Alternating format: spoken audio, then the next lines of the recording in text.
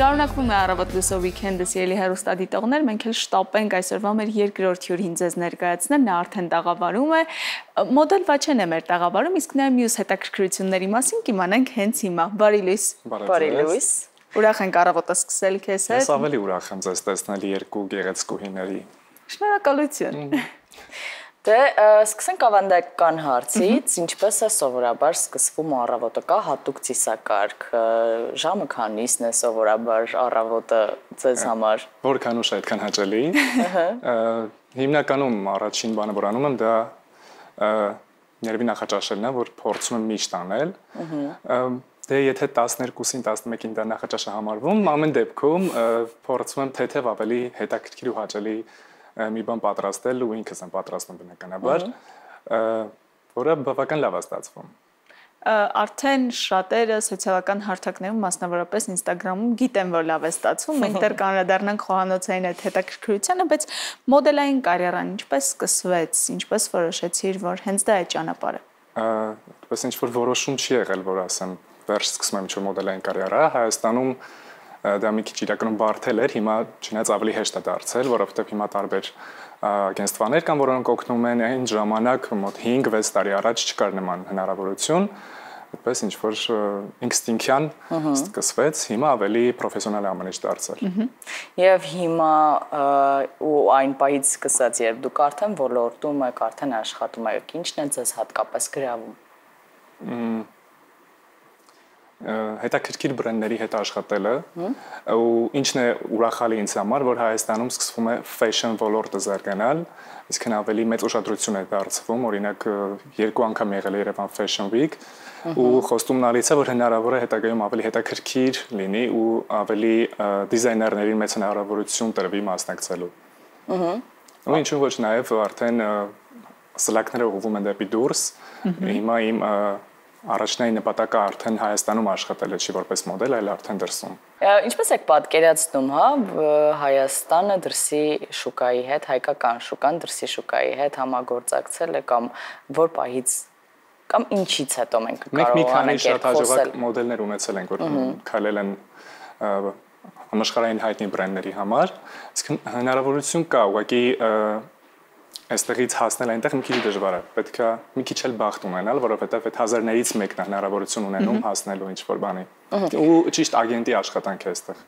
Դա սովորաբար բոլոր մասնագիտությունների մասին է դա այդպես, ակտուալ։ Այո, ակտուալ, բայց նաև հետաքրքիր է ինձ մի հարց, մոդել լինելը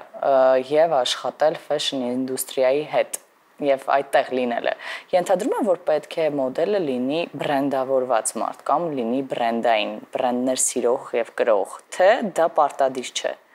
Կամ առհասարակ հնարավոր է, որ այդպես չլինի։ Եկեք հասկանանք, որ մենք խոսում ենք հայկական շուկայի մասին։ Իմ կարծիքով ամեն դեպքում ցավալի է, բայց Հայաստանում ու հայկական շուկայում մոդել լինելը լրիվ ուրիշ բան է, դրսում ուրիշ բան։ Նույնիսկ ժամանակին ես ծիծաղով էի ասում, ինչ մոդել, Հայաստանում մոդելինգ չկա, որովհետև շատերը կարող են նկարվել ինչ-որ տեղերում ու մեկ նկարվելուց հետո ասում են մենք մոդել ենք։ Okay, բայց հետո պետք է բացատրել, որ դա այդքան էլ այդպես չի։ Ու fashion ու կոմերցիալ ոլորտը լրիվ տարբեր են։ Իսկ ինչ վերաբերվում է բրենդներին, համաշխարհային բրենդներ իրենց քչերը կարող են թույլ տալ, հատկապես Հայաստանում, բայց հայկական շուկայում կան լավ դիզայներներ, որոնց հագուստը կարելի է կրել։ Խոսելով կոնկրետ մասնագիտության մասին, քանի որ մոդելինգը շատ-շատերի համար հետաքրքիր ոլորտ է հիմա երիտասարդների շրջանում, լավ ու վատ կողմերը որոնք են դրանք։ Աշխատանքի մեջ, բում process-ի ընթացքում ինչ վատ կողմեր կա, որ հատուկ է միայն այս մասնագիտությանը եւ հակառակը լավ։ Չեմ մտածել տենց շատ վատ կողմերի մասին, չնայած շատ են իրականում։ Վատը այն, որ օրինակ փոքր շուկայում, որը մեր շուկան է, եթե ինչ-որ մի բրենդի համար աշխատեցիր, հետո շատ բրենդների համար չես կարողանում աշխատել, որովհետև հիմնականում իրար մրցակից են լինում։ Եվ ընկալում են միայն այդ բրենդի դեմ։ Հենց այս պահը դու ասոցացվում ես այդ բրենդի հետ։ Օրինակ կոմերցիայի հետ կապված, եթե դու ինչ-որ բանկի գովազդում ես նկարվում, ցանկացած խնդիր արդեն այդ բանկի հետ քեզ կապում են ու դու ասոցացվում ես ինչ-որ այդ կերպարի հետ։ Նույնը նաև մոդելինգի մեջ է։ Մոդելինգի մեջ դրսի շուկայում իստում է դա հաճելի է նույնիսկ։ Եթե ասում են օրինակ շատ մեծ ընկերություն։ Վալենտինոյի Իսկ ինչ խոչընդոտներ են լինում, ինչ խնդիրներ են լինում ու բարդություններ ձեր ոլորտում, որովհետև յուրաքանչյուր ոլորտն ունի իր բարդությունները, հետաքրքիր է ձեր մոտ ինչն է դա։ Օրինակ ես մարզասրահում չեմ կարող այնքան մկաններս մեծացնել, աճացնել, որքան օրինակ կուզենամ, որովհետև կան դրսի համար, քանի որ ուզում եմ դրսում։ Ստանդարտներ այլ։ Կան ստանդարտներ, որ օրինակ պետք է կրծքավանդակը այսքան սանտիմետր լինի, կոնկերը այսքան լինի, միշտ հետևում ես, որ այդ ստանդարտներից չանցնես։ Հա, այսինքն մարմինը միայն աղջիկների համար չէ։ Չէ, բոլորի համար կան ստանդարտներ, տղաների թե աղջիկների։ Դե ստանդարտները իհարկե հասկանալի են, բայց մասնագիտությունների առումով նմանություն տեսա, որովհետև ֆիզիկական եւ արտաքին փոփոխությունները մեր դեպքում էլ դերասանների դեպքում էլ ոչ միշտ են մեզնով որոշվում եւ մեր ցանկություններով պայմանավորվում։ Բայց ինչ խնդիրներ ունի ձեր մասնագիտությունը, որ բարդ է հաղթահարել։ Բնականաբար պետք է տենց քեզ միշտ խնամված պահես։ Դա իհարկե հաճելի է, երբ որ դու քեզ ինքդ խնամում ես, ու քեզ հաճելի է միշտ լավ տեսնել, բայց օրինակ նկարահանումը, հաջորդ օրը նկարահանումը պետք է միշտ ճիշտ սափրված լինես, որը իրականում կարող է դժվար լինի, որովհետև եթե մի օր սափրվել ես, հաջորդ օրը կրկին սափրվել մի քիչ տղաների համար դժվար է, որովհետև տենց բարդություններ են առաջանում։ Բրենդների հետ աշխատելիս են բարդությունները առաջանում, որովհետև շատ դիզայներներ իրենք այսպես են պատկերացնում, բնականաբար մոդելի գործը այն է, դու պետք է հարմարվես եւ ընդունես դիզայների ուզածը, որովհետև դու այդ բանին իր աշխատողն ես, այսպես ասած։ Իսկ կտրուկ փոփոխություններ, չգիտեմ, սափրել գլուխը, սափրել հոնքերը, մազերը ներկել, կանաչ հա, կանաչ, այստեղ հարց առաջանում նայած ում համար, նայած ինչ բրենդի համար։ Ահա Եթե դու պետք է հասկանաս ինչքան է դա քեզ շահեկան։ Ես դեմ չեմ լինի օրինակ շատ լավ բրենդի համար, ինչ որ կտրուկ փոփոխության, քանի որ ես ինքս սիրում եմ ինչ որ փոփոխություններ անել, ես հոգնում եմ ինչ որ կերպարից։ Ես թե եղել եմ շատ կարճ մազերով, թե հիմա ինչ որ խուճուճ մազերով եմ, որը իմ բնական մազերն է։ Եվ պատրաստ եմ նույնիսկ ինչ որ հետաքրքիր փոփոխությունների, առանց ինչ որ բրենդների։ Կտրուկ փոփոխությունները միայն արտաքինին են վերաբերում, թե առհասարակ, եւ կտրուկ էր արդյոք փոփոխությունը, երբ մոդելինգից բացի սկսեց հետաքրքրել նաեւ խոհանոցը։ Դեք թե մոդելինգը, թե խոհանոցը առհասարակ իմ մասնագիտությունը չեն, ես ոչ պրոֆեսիոնալ։ Բացարձակ այլ ոլորտից։ Հա, ես առհասարակ մարքեթինգի մասնագետ եմ, տնտեսագետ եմ, ինչով նաեւ հիմա զբաղվում եմ։ Դրա համար կարծես զբաղմունքներ էին երկուսն էլ։ Եվ ինչպես գտար այդ գաղտնիքը լսարանին հետաքրքիր դառնալու, որովհետև հիմա ով 1-2 բաղադրատոմս գիտի, իրեն ֆուդբլոգեր է հրճակում եւ շարունակում է այդ այստեղից այնտեղից պեղած բաղադրատոմսերով կիսվել, որն է քո յուրահատկությունը։ Ես նույնիսկ ինձ չեմ դիրքավորում որպես ֆուդբլոգեր, որովհետև սխալ կլինի։ Կան մարդիկ, որոնք իսկապես բաղադրատոմսեր են տալիս, ինչ որ օգտակար բաներով են կիսվում եւ ես նրանց ոլորտ, այսպես ասած, չեմ ուզում առհասարակ մտնել։ Ինչպես դա սկսվեց, այստեղ երևի ինձ մի քիչ օգնեց իմ մարքեթինգի ունակությունները, որ այսպես ասած բրենդավորված էր ամեն ինչ։ Խոհանոցում թե նույն կադրերը, թե միշտ պահել են նույն գույները, իմ հագուստը միշտ նույնն է, չի փոխվում եւ ոչ մի վիդեոյում, այսինքն եւ երգերիդ ընտրությունը։ Դա իմ ամենասիրած հարցն է։ Օգնում գտնել պեղել արխիվները։ Օգտագործում եմ սկզբում չէի օգտագործում հայկական երգեր, օգտագործում էի շատ սիրված համաշխարհային հիթեր, հետո ռիսկի գնացի օգտագործեցի հայկական երգեր, մի քիչ 6-8, մտածում էի, որ կարող է շատ վատ ընդունվի, բայց հասկացա, որ իրականում հաճելի է, ինձ դուր էր գալիս, ու որոշեցի, որ եթե ինձ դուր է գալիս, ես կփորձեմ, հիմա փորձում եմ նաև այդ նոստալջիկ պահը արտնասնել մարդկանց մոտ, որովհետև դա կրկին մարքեթինգային աշխատող քայլ է, որ մարդիկ հիշում են օրինակ այս երգը ու ինձ շատերը լայքում են հենց այդ երգի համար։ ու գրում են հենց որտեղից էս երգը, էս իմանկության երգն է։ Նույնիսկ YouTube-ում չկա։ Ու ամենահաճելի պահը այն է, երբ որ օրինակ ես փոքր էի, Արմինկան, չգիտեմ, ու այլ արտիստներ Սրբույթ Քեքեջան իմ համար աստղեր էին, հիմա էլ են աստղեր, ու երբեք չէի մտածի, որ նրանք ինձ կոմենտ կգրեն, կլայքեն կամ իմ վիդեոն շեյր կանեն, ու հիմա երբ որ նրանք արդեն ինձ լայքում են, միշտ սկրին եմ անում, ուղարկում եմ ընկերներիս, ասում եմ, այս մեկին էլ հասան։ Բաղադրատոմսերի մասին մի քիչ խոսենք, դրանք հեղինակային են, ասացիք մաման սկզբում օգնում էր, հիմա ինչ փուլում են այդ բաղադրատոմսերը։ Մամա խանդում է։ Իմպրովիզներ են, հեղինակային են, որտեղից են այդ բաղադրատոմսերը, եթե մայրիկը խանդում է։ Բաղադրատոմսերը բնականաբար մեզ օգնում է ինտերնետը, բայց դրանք ոնց որ պետք է ադապտացվել հայկական շուկային, որովհետև շատ բաներ կան, որ մեր շուկայում չկան, կամ իմ ցանկությամբ ուղղակի ես չեմ օգտագործում այդ մթերքները, ես մտածում եմ ինչ կարելի է փոխել, որ ավելի հետաքրքիր լինի, եւ ես նաեւ պատրաստում եմ ուտելիքներ, որոնք հասու են շատերին, այսինքն ցանկացած մարդ դա կարող է պատրաստել, այսինքն ոչ շատ թանկ բաներ են պատրաստում, ավելի պրակտիկ։ Ինչ այլ հետաքրքրություններ ու զբաղմունքներ ունեք։ Ֆիլմեր եմ շատ դիտում, ունեմ շատ լավ ընկերներ, որոնց հետ եմ սիրում ժամանակ անցկացնել, ու եթե իմ ընկերները չլինեին,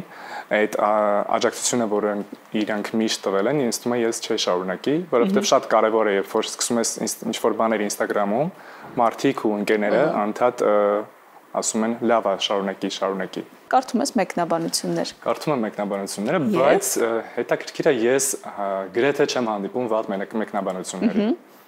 1-2 հատ կարող է ասենց հիշեմ, որ եղել է վատ մեկնաբանություն, բայց հիմնականում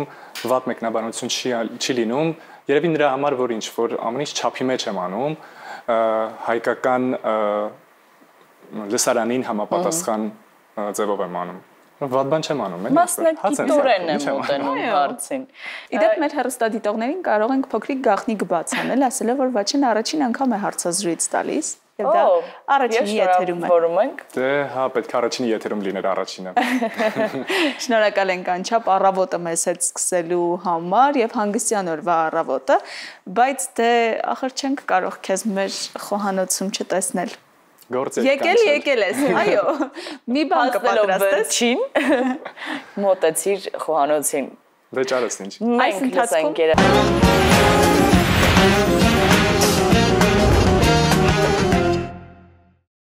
Դե սիրելի հերսայտողներ շարունակելով առավոտ լուսո weekend-ը, ինչպես նկատում եք, ես մնացի մենակ, որովհետև Վաչեն ու Մանեն տեղափոխվեցին մեր տաղավարի խոհանոցային հատվածը եւ հիմա միասին պատրաստելու են չգիտեմ ինչ, եկեք հասկանանք թե ինչ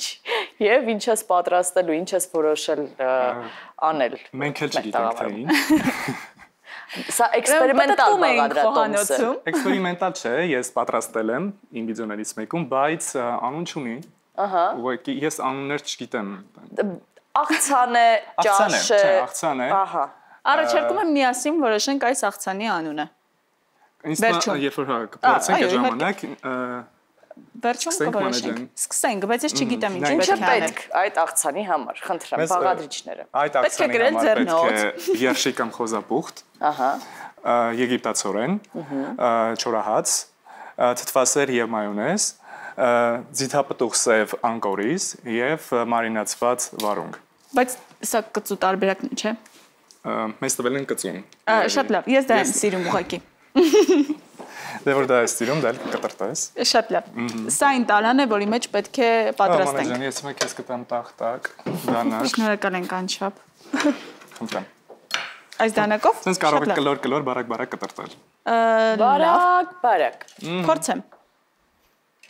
Իսկ կարող եմ մի քիչ ավելի մեծ դանակ խնդրել։ Իհարկե, մանեջան, խնդրեմ։ Սա ուղղակի փոքրիկ է։ Շնորհակալություն։ Բայց գիտես, ամենալավը այս փոքրիկ դանակներն են կտրտում։ Վաչե, այս բաղադրատոմսը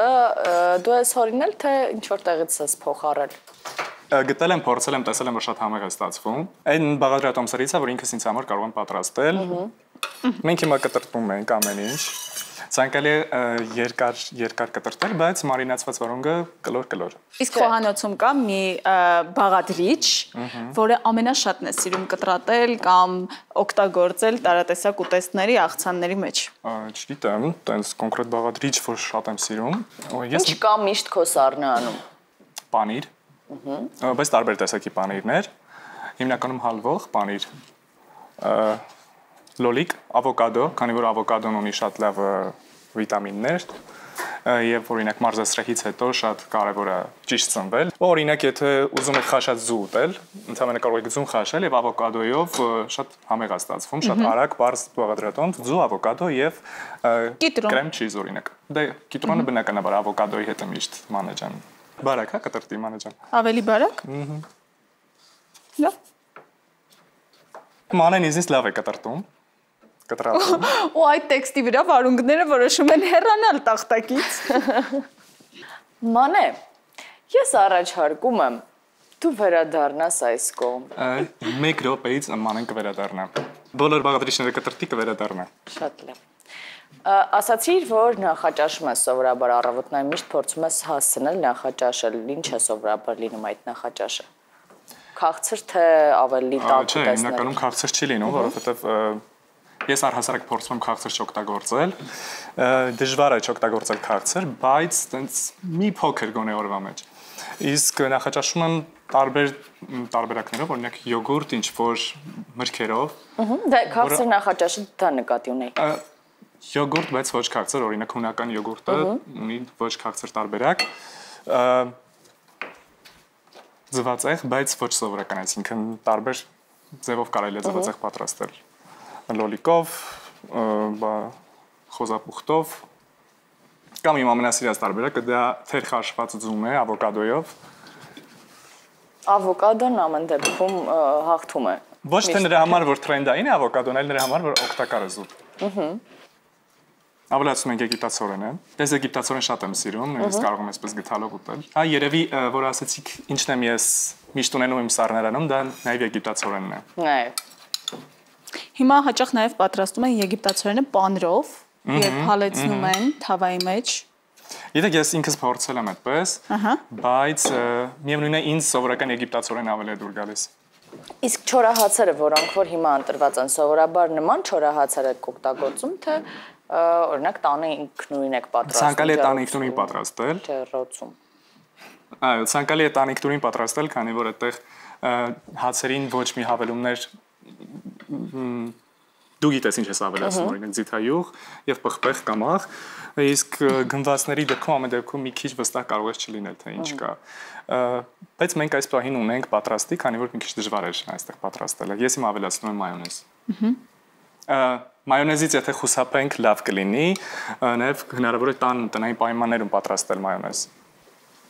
Բայց այսպես ավելի արագ է լինում ժամանակ խնայելու համար։ Դա մեկ կարելի է։ Մեկ կարելի է։ Քանի որ ես ունեմ բաղադրատոմսեր, որոնք այսպես ասած ոչ առողջ են։